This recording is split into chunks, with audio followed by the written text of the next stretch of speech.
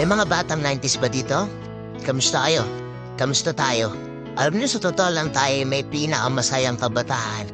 Tayo yung mga kabataan noon na napakababaw ng kaligayahan. Tayo yung mga batang batak sa arawan kahit napagalitan ng magulang okay lang basta maipaglaro sa mga kaibigan. Di natin alam kung ano yung teknolohiya.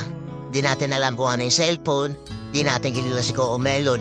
Kontento na tayo sa mga laruan natin at sa kung ano yung meron. Tayo yung mga batang halos makompleto natin lahat ng laruan sa Jollibee at McDo. Bumibili tayo ng tig-pipisong laruan baka sakaling may laruan doon sa loob.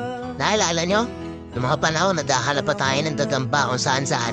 Nadahanap tayo ng mga sahan ng puno para maipaglaro ng baril-barilan. Kukuha tayo ng gulong sa tabi-tabi tapos pagugulumin lang natin kung saan-saan. Mabibwisit tayo kapag hindi tayo pinayagan ng magulang natin maipaglaro sa mga kaibigan natin sa ulanan. Tayo yata yung mga huling batch ng mga bata na nakikipaglaro pa ng tagu-taguan. Totoo lang, di ba? Real talk. Tayo yung mga simpleng batch ng mga bata.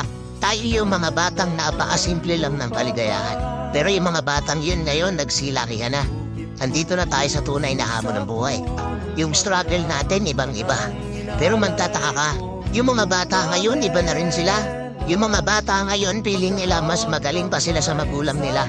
Yung mga bata ngayon nagre-rebelde agad kapag hindi na pagbigyan yung mga simpleng gusto nila.